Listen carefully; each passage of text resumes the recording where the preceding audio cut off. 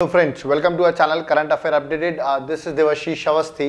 जैसे आपको पता होगा we are dealing with 10 AM daily series और 10 बज चुके हैं। आई होप बहुत से लोग आगे होंगे ऑनलाइन। तो आज जो हमारा लेक्चर है वो है लेक्चर नंबर 118 और आज जो कट ऑफ होने वाला है that is going to be 6 marks. तो इजी कट ऑफ है। आई थिंक मैक्सिमम स्टूडेंट्स आज क्वालिफाई करेंगे, that would be better. Okay, और अगर आप जितने भी मार्क्स आपके आते हैं कमेंट बॉक्स में जरूर मेंशन करें। इसमें अगर हम कुछ आपकी इंप्रूवमेंट में हेल्प कर सकते हैं जरूर हम उस पर रिप्लाई करेंगे। Okay, so let's start with the first question. और पहला क्वेश्चन हम देखते हैं that is regarding Indian polity. याद रखिएगा ये जो क्वेश्चन है वो अटॉर्नी जनरल ऑफ इंडिया से रिलेटेड है। अगर आपको ऐसे पॉलिटी क्वेश्चंस नहीं बनते हैं, कभी भी कोई भी सब्जेक्ट वाइज क्वेश्चंस नहीं बन रहे हैं, प्लीज डिस्क्रिप्शन बॉक्स में जाइए, हमारी वेबसाइट को विजिट करें। वहां पर आपको पॉलिटी का इंडिविजुअल कोर्स मिल जाएगा जहां पर आपको एकदम अपडेटेड लेक्चर्स मिल जाएंगे। ओके, तो प्लीज उनको एक बार जरूर विजिट करिएगा। तो देखिए question attorney general of India पर है। पहला स्टेटमेंट ये लिखा हुआ है कि no qualification is prescribed in the constitution regarding appointment of attorney general. Attorney general को अपॉइंट करने के लिए कोई भी क्वालिफिकेशन कॉन्स्टिट्यूशन में मेंशन नहीं है। सेकंड स्टेटमेंट है अटॉर्नी जनरल को इंपीच अगर करना है ऑफिस से तो जिस तरह सुप्रीम कोर्ट का जज रिमूव होता है उस तरह वो इंपीच्ड होगा। ठीक है, ये कॉन्स्टिट्यूशन में लिखा हुआ है। अब इनमें से कौन से स्टेटमेंट करेक्ट हैं? ओके, 1, 2 बोथ या दोनों ही स्टेटमेंट रॉन्ग है। तो ये आपको आंसर बताना। आई होप आपने आंसर मार्क किया होगा, जिसको आइडिया होगा। जिसको नहीं आइडिया है याद रखिए सेकंड स्टेटमेंट रॉन्ग है क्योंकि ये प्लेजर ऑफ द प्रेसिडेंट पे रहता है। प्रेसिडेंट इसको कभी भी रिमूव कर सकता है। ऐसा नहीं है कि जज ऑफ सुप्रीम कोर्ट जिस तरह रिमूव होता है उस तरह रिमूव होगा। ओके, और जज ऑफ सुप्रीम कोर्ट कैसे रिमूव होता है मैंने ऑलरेडी पढ़ा रखा अपने पॉलिटी लेक्चर्स में। ओके, तो सेकंड स्टेटमेंट रॉन्ग है। ये प्लेजर ऑफ द प्रेसिडेंट में प्रेसिडेंट को कभी बता सकता है। But first statement no qualification is prescribed in the constitution, ये भी गलत है। इसकी क्वालिफिकेशन प्रिस्क्राइब्ड है।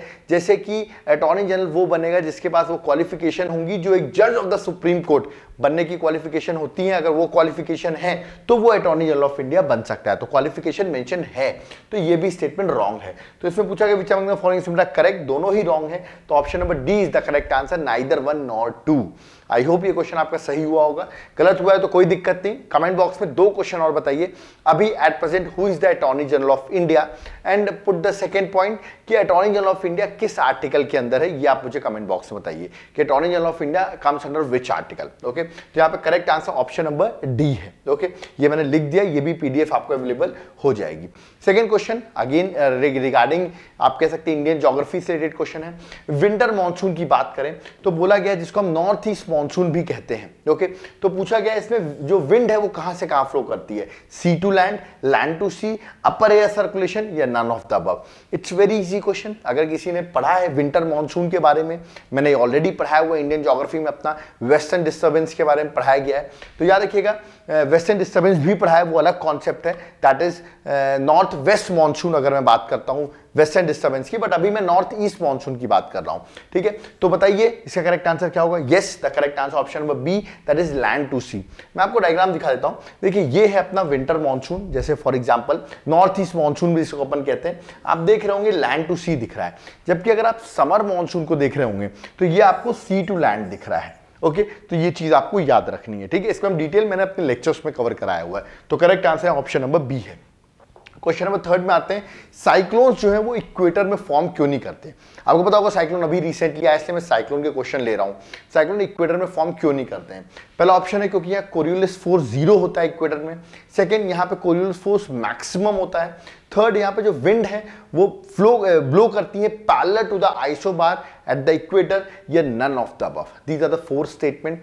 आपको पता होना चाहिए क्यों हमारा साइक्लोन जो है, ट्रॉपिकल साइक्लोन जो है वो इक्वेटर में स्टार्ट नहीं होता। याद रखिएगा इक्वेटर में फॉर्म नहीं होता है। This is a very important point. 5 to 10 degree ऊपर और नीचे मतलब अबव नॉर्थ, इक्वेटर के नॉर्थ या साउथ में ही फॉर्म होता है, नॉट एट द इक्वेटर। और correct answer yes you are wrong, right. Correct answer option number A है। कोरियोलिस फोर्स 0 होता है इक्वेटर में, इसलिए एमर्ज नहीं होता। याद रखिएगा साइक्लोन को एमर्ज होने के लिए एक फोर्स चाहिए। अगर कोरियोलिस फोर्स 0 होगा तो it's very difficult to form a cyclone. मतलब साइक्लोन स्टार्ट कैसे हो सकता है? तो याद रखिएगा साइक्लोन आपको पता होगा ट्रॉपिकल साइक्लोन वाटर में इमर्ज होता है। ठीक है, तो यहां पर याद रखिएगा यहाँ पर 0 कोरियोलिस फोर्स 0 है इक्वेटर में, जिसकी वजह से उसको एक फोर्स नहीं डेवलप होता है और वो इक्वेटर में फॉर्म नहीं होता है। वैसे मैंने डिटेल साइक्लोन की ऑलरेडी अपने फिजिकल ज्योग्राफी के लेक्चर्स में कंप्लीट कराई हुई है, तो याद रखिएगा। और वो कोर्स आप डिस्क्रिप्शन बॉक्स में जाकर हमारी वेबसाइट पे विजिट कर सकते हैं। ओके, तो याद रखिएगा इसका correct answer option number A है। और एक बात और बता दूं, कोरियोलिस फोर्स जो होता है अर्थ का वो डायरेक्टली प्रोपोर्शनल है, याद रखिए किसके, that is angle of the latitude के। ठीक है, मतलब अगर आपका एंगल ऑफ लैटिट्यूड 0 डिग्री है, 0 डिग्री एंगल है, तो यार कोरियोलिस फोर्स 0 होगा, है ना। तो which means Coriolis force is 0 eight the equator. और मैक्सिमम कहां होगा, मैक्सिमम एट द पोल्स। ये पॉइंट भी याद रखिएगा, ये पूछा सकता है कोरियोलिस फोर्स मैक्सिमम कहां होता है, तो आंसर पोल्स होगा। और पूछा है मिनिमम कहां होता है, तो आंसर इक्वेटर होगा। ये भी आप याद रखिएगा। ओके, चलिए नेक्स्ट क्वेश्चन में आते हैं। Question number 4, this going to be tricky question. इसमें से क्योंकि नॉट करेक्टली मैच पूछा है, ये पॉइंट इंपॉर्टेंट है, करेक्ट कौन सा नहीं है। 4 वेटलैंड्स दी हुई है, 4 स्टेट्स दिए गए, पूछा रॉन्गली मैच कौन है ना। Hokera wetland, Kanjli lake, Renuka wetland, Saman bird sanctuary. तो ये अपन को चीजें दी गई हैं, आपको बताना किस स्टेट में मैच है। पहले का पंजाब, उत्तराखंड, हिमाचल, राजस्थान, कौन सा रॉन्गली मैच्ड है। ठीक है, तो रेणुका वेटलैंड के बारे में तो आई थिंक सबको पता होगा। Yes, it is correctly match. मैं आपको बता दूं, यस वो हिमाचल प्रदेश में ही है। इसको नहीं आइडिया था, वो पता होना चाहिए। तो थर्ड अगर करेक्टली मैच्ड है तो अभी भी मैं ए, बी और डी ऑप्शन में आ जाता हूं। ठीक है, तो जिसको पता हो होकेरा वेटलैंड, जो जम्मू एंड कश्मीर के हमारे दोस्त इस वीडियो को देख रहे होंगे, यस ये जम्मू एंड कश्मीर में होकेरा वेटलैंड। ओके, तो फर्स्ट रॉन्ग है। कांजली वेटलैंड की बात करूं, यस जो पंजाब से देख रहे होंगे उनको पता होगा, ये जो है वो पंजाब में है। और समन बर्ड सेंचुरी जो उत्तर प्रदेश से लोग देख रहे होंगे उनको पता होगा सर ये यूपी में है। तो मतलब 1, 2, 4 जो है बी ऑप्शन जो है वो करेक्ट है यहाँ पर, क्योंकि तीनों स्टेटमेंट रॉन्गली मैच्ड है। ठीक है, मैंने आगे यहाँ पर करेक्ट मैच कर दिया, आप नोट डाउन कर सकते हैं, वैसे मैंने बता भी दिया है। ओके, चलिए नेक्स्ट क्वेश्चन में 5 में आते हैं। That is again regarding the physical geography. Question है आईटीसीजेड पे, इंटर ट्रॉपिकल कन्वर्जेंस जोन। सुना होगा शायद आईटीसीजेड के बारे में आपने। 3 स्टेटमेंट दिए गए, which among the following statement are correct. पहला कि लो प्रेशर जोन होता है located at the equator, that is known as ITCZ. Second है जो ट्रेड विंड्स हैं वो आईटीसीजेड में कन्वर्ज होती हैं और एयर जो होती है वहां पर असेंड करती है, असेंडिंग एयर होती है वहां पर।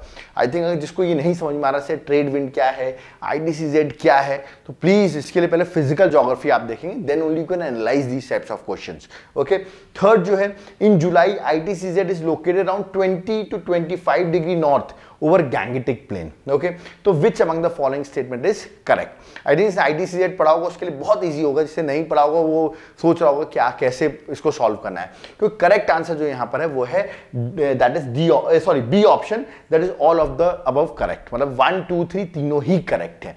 मैं थोड़ा सा आपको बता देता हूँ आईटीसीजेड के बारे में। देखिए लेट अस सपोज आईटीसीजेड जो होता है वहां पर लो प्रेशर होता है, पहली पॉइंट। तो विंड जो होती है वो हाई प्रेशर से लो प्रेशर आती है, मतलब विंड कन्वर्ज करती है और कन्वर्ज करके आप देख सकते हैं असेंड कर रही है। तो लो प्रेशर है, फर्स्ट पॉइंट सही हो गया, कन्वर्ज कर रही है, असेंड करी, सेकंड पॉइंट भी सही हो गया। और याद रखिएगा जब जुलाई का टाइम होता है तो याद रखिएगा उस टाइम पर जो रहता है हमारा जो आईटीसीजेड होता है वो अराउंड जून जुलाई के अराउंड कहां पे रहता है, अराउंड 20-25 डिग्री नॉर्थ तक पहुंच जाता है। वो भी स्टेटमेंट करेक्ट है। ओके, तो इसका रीजन क्या है कि क्यों पहुंच जाता है मैंने ऑलरेडी एक्सप्लेन किया हुआ। प्लीज डिस्क्रिप्शन बॉक्स में जाके फिजिकल ज्योग्राफी के लेक्चर जरूर चेक करें हमारी वेबसाइट पे। ओके, चलिए नेक्स्ट मूव करते हैं क्वेश्चन नंबर 6। क्वेश्चन 6 है वर्ल्ड एड्स डे, अभी गया है, शायद पता होगा आपको। वो क्वेश्चन पूछे, पहला स्टेटमेंट है कि एवरी ईयर ये लास्ट संडे ऑफ अक्टूबर में सेलिब्रेट किया जाता है। सेकंड इसकी जो इस बार की थीम थी दैट इज थीम थी ending the HIV AIDS epidemic resilience and impact. Okay, these are the two statement which among the following statement are correct. I think World AIDS Day सुनते ही आपके दिमाग में 1 दिसंबर आता है, तो फर्स्ट स्टेटमेंट रॉन्ग है। Correct statement 2 is a correct statement, तो इसका correct answer option number B है, that is 2 only. Remember the 2 only is the correct answer. Every year 1988 से 1 दिसंबर को हम वर्ल्ड एड्स डे सेलिब्रेट कर रहे हैं। ओके, तो ये आपको पता होना चाहिए। ओके, और थीम सही थी। ओके, नेक्स्ट क्वेश्चन जो है that is regarding target Olympic podium scheme, that is TOPS। ये स्कीम के बारे में 2 स्टेटमेंट दिए गए हैं। पहला ये ministry of youth affairs and sports के अंदर आती है। सेकंड 9 ऐसे स्पोर्ट्स हैं इस स्कीम के अंदर जो हाई प्रायोरिटी कैटेगरी में रखे गए हैं। अब हो सकता है आपको फर्स्ट स्टेटमेंट लग रहा हो सर मिनिस्ट्री के अंदर आता हो, सेकंड स्टेटमेंट नहीं पता हो सर 9 स्पोर्ट्स को रखा गया हाई कैटेगरी के अंदर, ये आइडिया नहीं हो सकता। मे बी बता दूं दोनों ही स्टेटमेंट करेक्ट है, दैट इज बोथ 1 and 2। और हाई कैटेगरी के अंदर रखना ये 9 स्पोर्ट्स में बताता हूँ कि 9 स्पोर्ट्स को रखा गया है, तो हाई कैटेगरी के अंदर रखा गया है, तो उससे बेनिफिट क्या होता है कि हम उन स्पोर्ट्स में आगे देखते हैं हमें ओलंपिक्स में मेडल मिल पाए, तो हम उसमें ज्यादा ट्रेनिंग प्रोवाइड करते हैं। तो ये स्कीम में दोनों पॉइंट करेक्ट हैं, और ये मैंने 8 स्पोर्ट्स लिख भी दिए हैं जिसमें इंडिया को चांसेस है they will going to win medal in Olympics. जैसे याद रखिए badminton, hockey, shooting, tennis, weight lifting, wrestling, archery and याद रखिएगा that is boxing. So these are the 8-9 sports which are at the where that is high priority list. Okay, तो just remember नहीं पता scheme के बारे में आप detail में भी पढ़ सकते हैं, बट यहाँ पर correct answer option number C है। Okay, next question number 8, easy question, Indian geography से वेरी इजी क्वेश्चन। गंगा की बात की जाए तो गंगा रिवर का कौन सा ड्रेनेज पैटर्न है? वैसे तो मैंने अपने इंडियन ज्योग्राफी में ड्रेनेज पैटर्न्स बताए कितने टाइप्स के ड्रेनेज पैटर्न है। यहाँ पे ऑप्शन है टेरिल्स पैटर्न, मैंने ऑलरेडी एक्सप्लेन किया, डेंट्रिक, रेक्टेंगुलर, रेडियल, और सारे पैटर्न्स मैंने एक्सप्लेन किए हुए हैं। ओके, तो गंगा कौन से पैटर्न फॉलो करती है? करेक्ट आंसर है option number B, that is dendritic pattern. Okay, मैं आपको डेंट्रिक पैटर्न दिखा देता हूं, शायद आप बेटर एनालाइज कर पाएंगे। जैसे पेड़ की ब्रांचेस होती है ना, that is like dendritic pattern. Okay, comment box में मुझे गंगा रिवर की ट्रिब्यूटरीज मेंशन करिए, ठीक है, right bank tributaries and left bank tributaries. Comment box में जरूर बताइए गंगा रिवर की right bank and left bank tributaries के बारे में। ओके, नेक्स्ट क्वेश्चन नंबर 9 में आते हैं। डायरेक्टली हर बार तरह के इंडेक्स में पूछता हूं, FDI regulatory restrictiveness index. Okay, इसको याद रखिए पूछा गया है कि पब्लिश कौन करता है। ये हो सकता है बहुत लोगों का गलत हो, बट आपको कुछ सीखने को जरूर मिलेगा। UNCTAD, IMF, world economic forum या ओईसीडी, कौन इसे पब्लिश करता है? रेगुलेटरी रिस्ट्रिक्टिवनेस इंडेक्स है एफडीआई का। करेक्ट आंसर नहीं पता था, कोई बात नहीं, करेक्ट आंसर डी है, that is OECD. Remember, OECD की अगर बात करें, organisation of economic cooperation and development. Okay, नाम से ही पता चला है कुछ एफडीआई के रिगार्डिंग रेगुलेटरी रिस्ट्रिक्टिवनेस इंडेक्स है, मतलब उसी से रिलेटेड याद रखिएगा कुछ चीजें बताता है। दैट इज यहाँ पे लिखा भी हुआ है, that is FDI regulatory restrictiveness index measures statutory restrictions on foreign direct investment.